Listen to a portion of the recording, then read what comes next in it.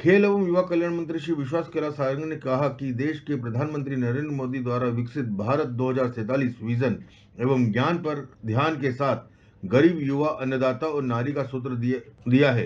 विकसित भारत के निर्माण में युवाओं की भूमिका सबसे महत्वपूर्ण है। इसी प्रेरणा के साथ मुख्यमंत्री डॉक्टर मोहन यादव के नेतृत्व में विगत एक वर्ष में खेल एवं युवा कल्याण विभाग द्वारा युवा कल्याण के अंतर्गत विभिन्न कार्यक्रमों व गतिविधियों पर निरंतर कार्य किया जा रहा है। वर्तमान में चरणबद्ध रूप से 28वां राष्ट्रीय युवा उत्सव आयोजित किया जा रहा है। देश में सर्वाधिक मध्य प्रदेश के युवाओं की प्रतिभागिता बढ़ रही है।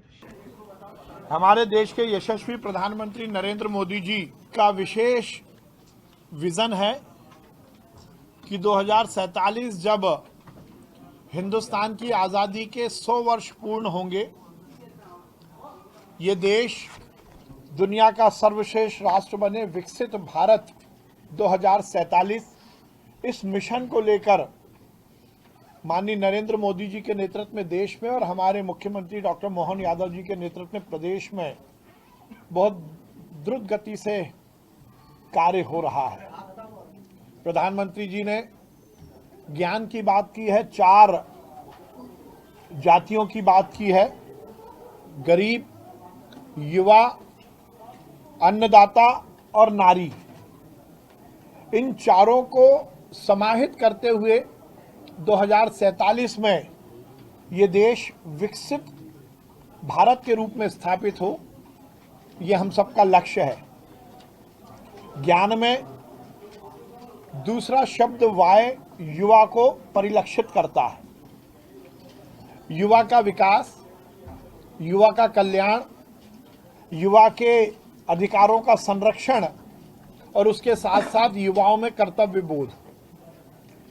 इस देश का युवा समृद्धशाली हो, शारीरिक और मानसिक रूप से सुदृढ़ हो और वो अपनी शारीरिक, मानसिक हर एक दक्षता को इस देश के नवनिर्माण में, विकसित राष्ट्र को बनाने में लगाए। यही हम सबका लक्ष्य है। मंत्री श्री सारंग ने बताया कि विकसित भारत 2047 के विजन में युवाओं की भागीदारी सुनिश्चित करने के उद्देश्य से केंद्र सरकार ने विकसित भारत यंग लीडर्स डायलॉग का मंच प्रदान किया है।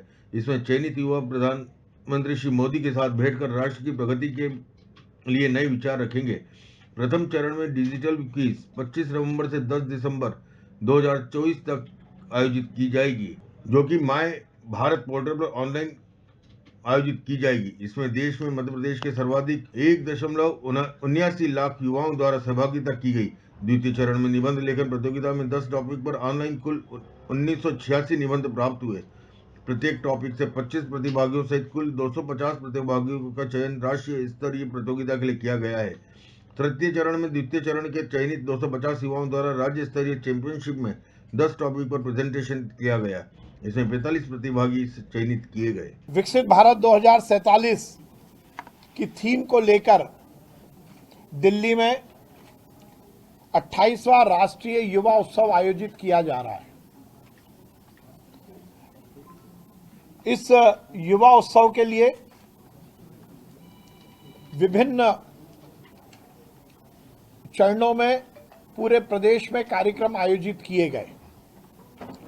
विकसित भारत 2047 के विजन को केवल किसी कमरे में बैठकर बनाया जाए, ये प्रधानमंत्री जी का लक्ष्य नहीं है।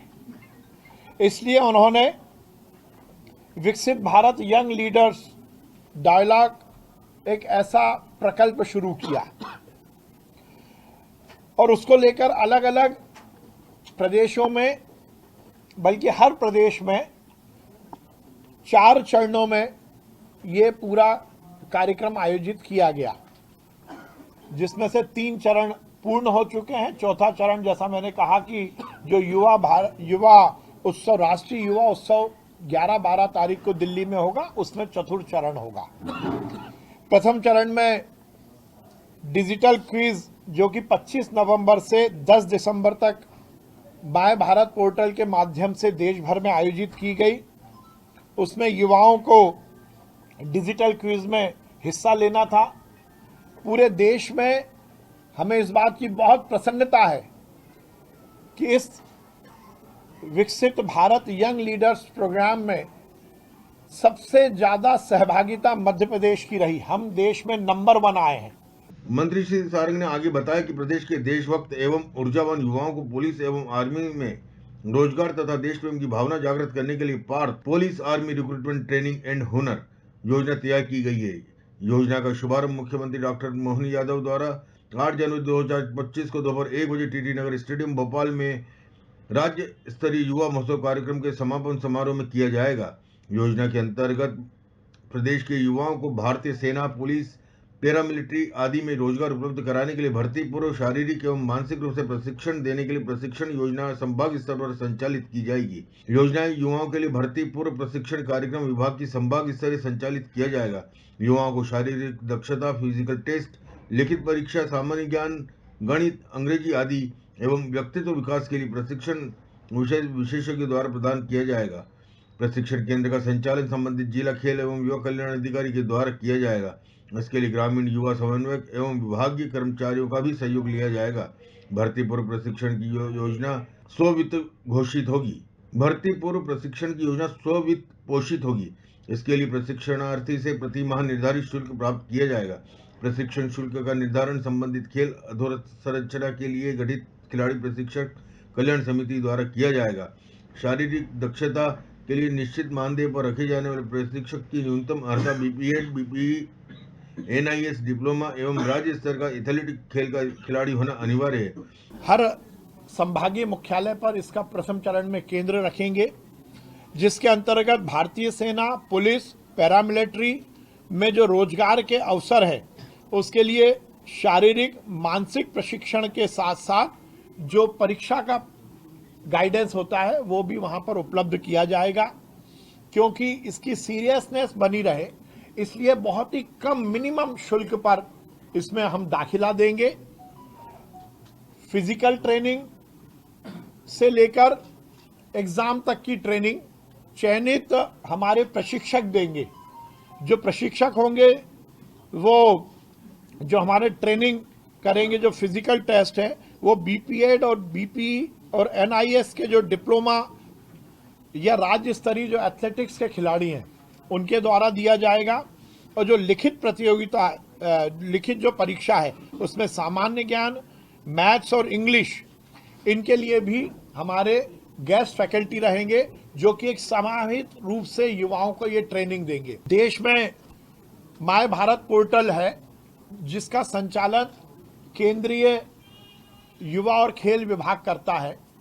हम उसके साथ सिंक्रोनाइज करके, उसके साथ सिंक करके हमारा एक मध्य प्रदेश का भी मेरा युवा एमपी पोर्टल की शुरुआत कर रहे हैं, जिसके माध्यम से हम मध्य प्रदेश के युवाओं को उसमें रजिस्टर करके इस तरह की हर तरह की जो जानकारी है वो भी उपलब्ध कराएंगे और उनको मध्य प्रदेश में हर स्तर पर हमारे साथ जोड़ेंगे। लिखित परीक्षा में सामान्य ज्ञान, गणित, अंग्रेजी आदि शामिल रहेंगे एवं व्यक्तित्व विकास के लिए विशेषज्ञ शासकीय, अर्धशासकीय शैक्षणिक संस्थान में कार्यरत अधिकारी कर्मचारी की सेवाएं पार्ट टाइम ली जाएंगी। स्थानीय स्तर पर विशेषज्ञ की सेवाएं शासकीय, अर्धशासकीय शैक्षणिक संस्थान में कार्यरत अधिकारी कर्मचारी के अलावा अन्य योग्य व्यक्ति की सेवाएं लेने का निर्णय खिलाड़ी प्रशिक्षक कल्याण समिति द्वारा लिया जाएगा।